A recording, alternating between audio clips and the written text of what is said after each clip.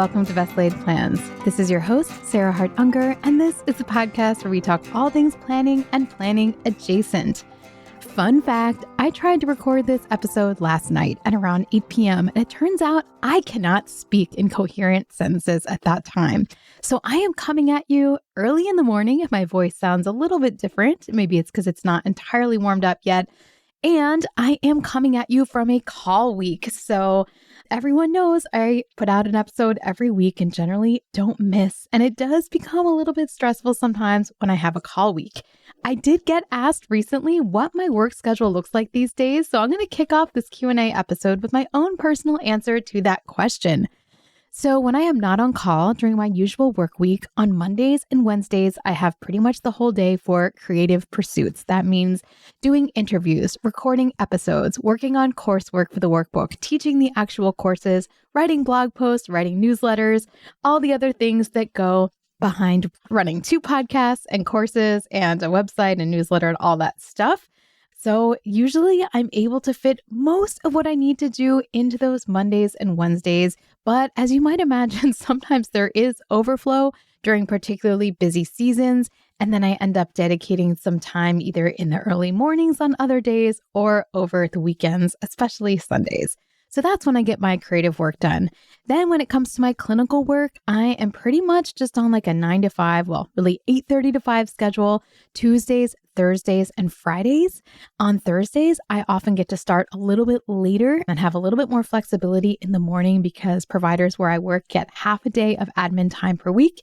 Since I'm part-time, I don't get that full half day of admin, which makes sense, but I usually get some portion of that. So Thursdays have a little bit of a more relaxed start to them sometimes. And then when I'm on call, I do work a full 7 days in a row, and that includes both seeing patients in the hospital as well as outpatients. Some call weeks are really, really busy and others are not so much. And there's really no way to predict which way it will be. My week in June was absolute mayhem. And then, as you guys know, my husband broke his leg that week, so it was really absolute mayhem. I actually ended up having to swap some days towards the end of the week because I just couldn't cover the weekend while I was also caring for him. So I have to make those days up later on.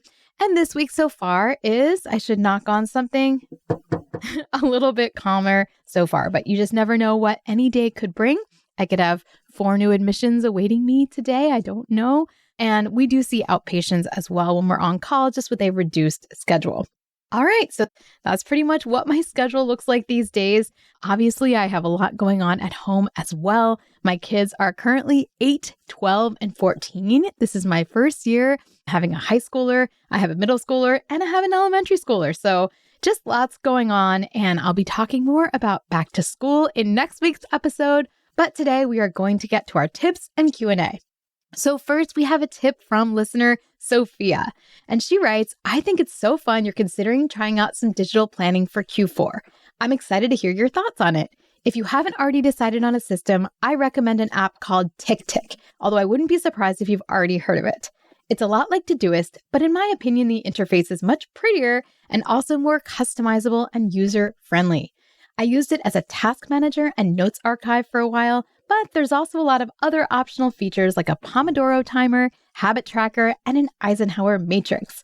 And I think it also syncs with Google Calendar if you have the premium version, which is honestly very inexpensive. It also has widgets, both for the home screen and for the lock screen. Thank you so much for sending that in, Sophia. I actually don't have much familiarity with TickTick. I'd heard of it, but I've never played with it. I mentioned Things 3 on the prior episode, and then other listeners also let me know about the task manager native to Apple, which is Apple Reminders. However, I will add to this question what I am currently playing with now, which is actually the Google Tasks app. I did this because Kay encouraged me to try it, both because you can set up a widget on your iPhone, although it sounds like many of these other apps allow that as well, but also because you can easily set it up to display next to your Gmail inbox. You just click on that little check mark to the right of your Gmail and it opens up the Google Tasks, and you're actually able to drag an email straight into Tasks so you can kind of make the email a task or drag the email there and then change the wording so it kind of describes what the task is. So that's quite convenient. If you find yourself in kind of task processing mode and it helps you to have a task inbox as you go through your email, then this can be helpful. I did set it up so that I mirror exactly what I was doing in analog format. So I created a task list for this week, one that says this month, that refers to August right now. And then I made one for future months. So September has a file, like a task list, October, November, December. I made one for 2027 in case I come up with some idea I just want to revisit as I'm doing my annual planning and figure out where that goes. And then finally, I made a list called Capture, just in case I want to use that for kind of on the fly processing. Although to be completely honest, I have not used it yet. But I do use this just as I had been using my planner for many, many years. So the process is exactly the same. The holding container is just different. So as I'm choosing my task for the day, I just pull up my Google Tasks this week list and I select what I want to do for the day and write it down in analog format on my daily page in my Hobonichi. This allows me to still have the tactile pleasure of checking things off, which I really do love, but am also capturing things electronically. So we'll see if I end up keeping electronic task capture and management for next year. I do think, if anything, it just helps to illustrate that my methods are very much container agnostic. I know people don't often believe me when I say that really it's the processes and not the specific tools that you're using that make the biggest difference. So I guess I'm trying to prove that as my own personal case study. So to be continued, I'll see how things are going. All right, my next question actually comes from a blog comment where somebody left this on my show notes. And she writes, I see that your phone looks like it has a fairly minimalist calming setup. Can you talk a little bit about how you set that up to look that way? That's so funny because I got used to what my phone screen looks like, so I don't think about it very often. But I guess I did at one point put a lot of thought into making things look calmer and to ensure that sticky apps that I tend to want to click on and check kind of more compulsively aren't visible on my home screen. So the way I have my phone set up, and I'm just going to walk through right now by opening up my phone, is that I have only 8 apps per screen, and then the rest is just blank space where you can see my phone background. And then I have one page or one screen. And remember, with the iPhone, you can kind of swipe through various screens. I don't know if there's a limit to how many you can have, but I guess I have 4 kind of home screens that I can swipe through. And the first one is widgets. So I have my Apple Notes widget where I currently am doing some time tracking again. So that's really easy to pull up.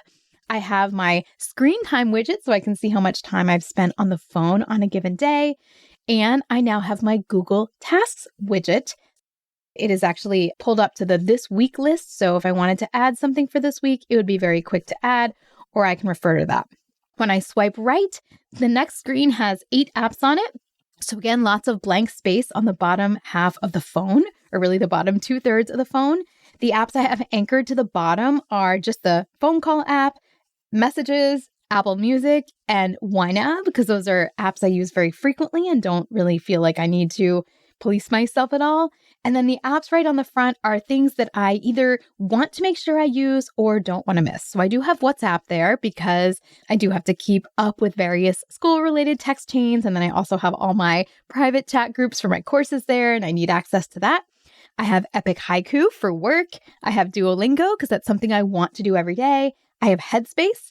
I have a giant folder called Apps where I have pretty much all the sundry apps on my phone that are not on those home screens, just bundled. Now, someone might say, but how do you find the American Airlines app or the, I don't know, I'll click in and see what's in here, the Doximity app or the Slice app to order pizza? Well, for the most part, when I want to find an app, I just search for it. So with the iPhone, you just kind of pull down and it search bar comes up and I type in the first few letters of the app and it pretty much always comes up. I've really never had trouble finding any of these apps, even though they're all just bundled into that little folder. But I like how they're not immediately visible to trigger me to click on them. It's like I will pull up those apps when I need them. So that's on my screen. I have the Massage Envy app because I have a membership and I keep forgetting to schedule it. So this is like a reminder, hey, I should schedule my next massage. I have the LA Fitness app because I'm currently a member and that serves as my ID card. And then I have Apple Notes. On the second screen, I have just 8 apps as well. Google Maps, Apple Fitness, Life 360, the Stack Team app for my kids' sports teams. Apple Health, Greenlight, which is my kids' allowance, New York Times Games, and then OpenTable. Honestly, I'm not sure OpenTable deserves that slot, but it's certainly not a distracting app, so it's fine with me. And then on the final page, I just have a few other apps that kind of don't bother me, like Amazon, the calendar app, although I don't use that calendar app very often. My podcast listening app that I use called Podcruncher, which I don't really recommend actually. So don't copy me. I've just had it for so long and it's set up that I keep using it. My Club Pilates scheduling app and the app for my photo printer, the Canon Selfie. And that's it. Those are all the apps that are visible. I will take a screenshot of what this looks like. And I also really love, and I've talked about this before, having a seasonal phone background on my phone just makes me happy when I open it up. And right now I have both a kind of a beach scene and then a cute little like plaid color. I always get my screen backgrounds from the Evergirl, and it's just part of my new month ritual. I love it. And I actually think it helps me be aware of looking at my phone, because if you're so used to looking at your phone in the background, just kind of, you stop seeing it. But when I change it every month, I'm like, oh, yes, I'm looking at my phone. And like it cultivates awareness of the action of doing it. All right, we're going to take a quick break, and then I have a few other Q&A sent in by listeners, and then some discussion of some fun stuff to come. All right, I'll be right back. I'm so excited to welcome sponsor Factor to the show. If you listen to this podcast, you know I've had a chaotic past few months. It's been really nice to make certain life staples as easy as possible, and I have really appreciated using Factor meals during this crazy time. Not only are Factor meals healthy and delicious, they are ready in just 2 minutes and require no prep or cleanup. So for those busy clinical work days when I don't even have time to ensure I've put together a balanced lunch, I love that Factor can just do all the work for me. Honestly, it makes me feel cared for, and it's just one less thing to think about during a super busy week. Every week, you'll find over 100 menu items to choose from. Some of my favorites from a recent order were the Athenian chicken and the ginger teriyaki salmon. Both helped me meet my daily protein goals, and were both also delicious. So let's eat real. Head to factormeals.com/plans50off and use code plans50off to get 50% off and 1 free breakfast item per box for 1 year while supplies last until October 31st, 2026. That's code plans50off at factormeals.com. Plans50off at factormeals.com. See website for more details. All right, we are back, and the next question comes from a listener named Erin. She writes, I'm a fan of Best Laid Plans and Best of Both Worlds, and I truly enjoyed your book. Aw, thank you, Erin. Then she says, thanks for the wonderful content. I still remember that early planning episode and how heartening it was to find someone who shares my love of planning and stationery. I'm reaching out because I've been struggling with some planner perfectionism lately. Since digital tools like Google Calendar, Apple Notes, and reminders are so easy to edit, I find myself a bit hesitant to commit to paper, fearing mistakes or changing plans. It's a little frustrating to have lovely planners stay blank when I know they help me stay intentional. Interestingly, I find it easy to use my Hobonichi 5-year journal since I write it in the day afterwards the day is done, meaning she's okay kind of logging things that already happened, but she doesn't like to future plan. She says, do you have any advice about how I might move past this perfectionism to build a consistent forward-looking practice? So I love this question. I want to remind everyone that planners are not there to be a work of art, and that you are not answering to create some sort of perfect page. Like, you owe that planner nothing. I've actually heard of a practice where some people will intentionally start out their planner with a scribble or a mistake, or let their 3-year-old color on it or something to like break the seal. And this is a reminder that, hey, this is to be used. This is to be messed with. It's a tool for you to play with rather than some sort of art project you're creating or owing something to. And unless you have a Instagram channel, and even if you do, honestly, people would probably love to see your mistakes.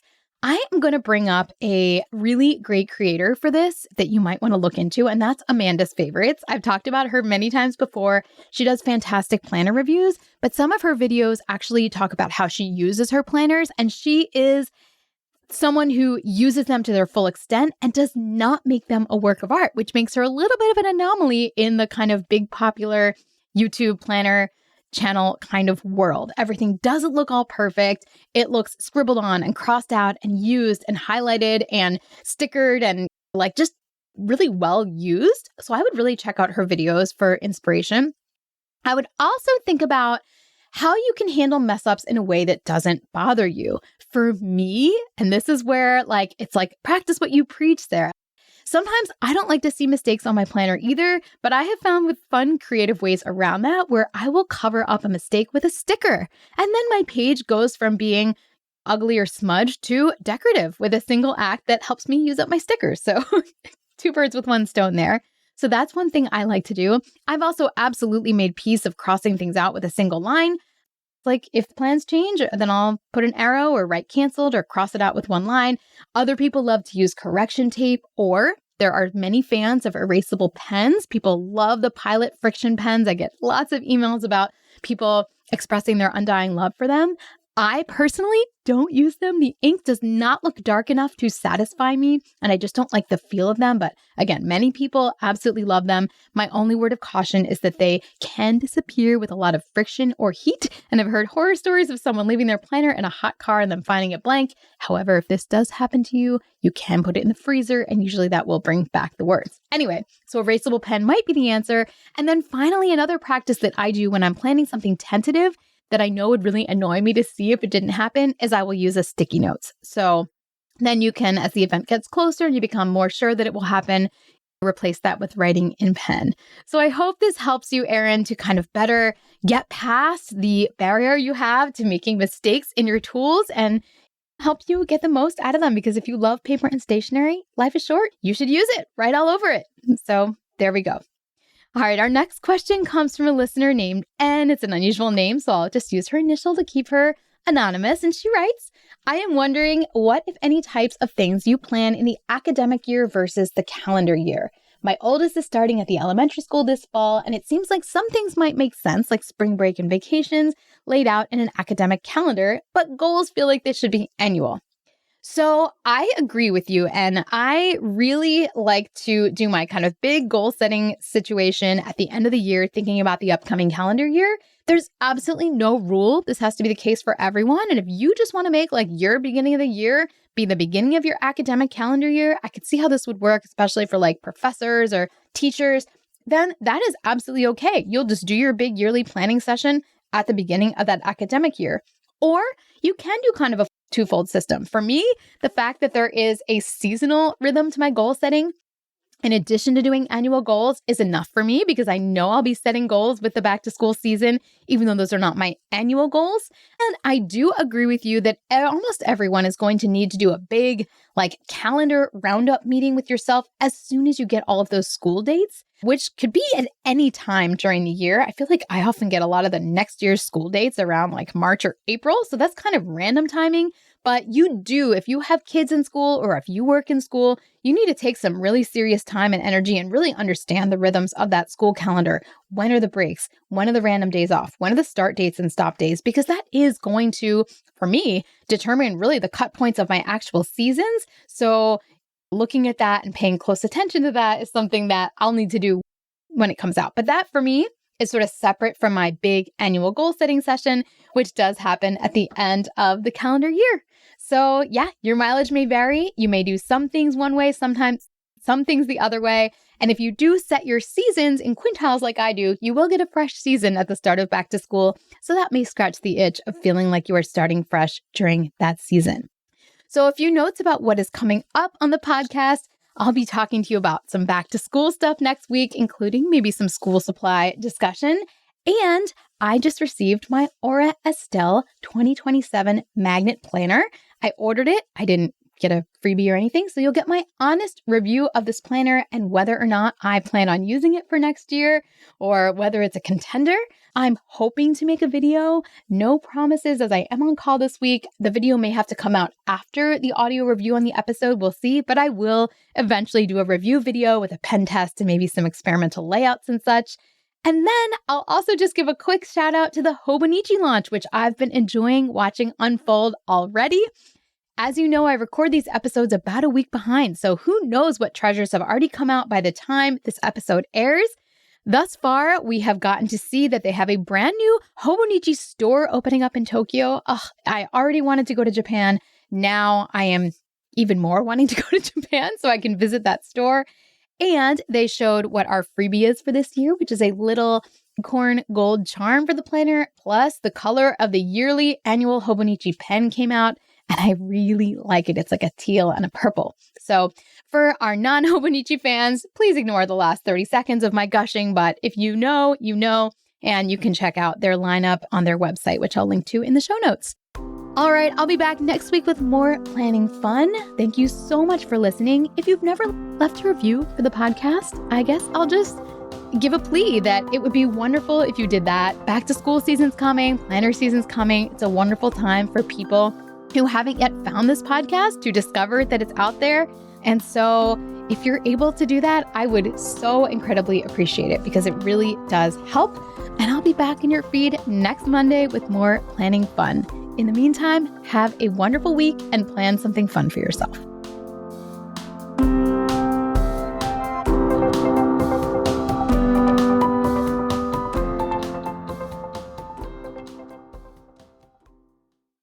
This podcast is part of the Sound Advice FM network. Sound Advice FM, women's voices amplified.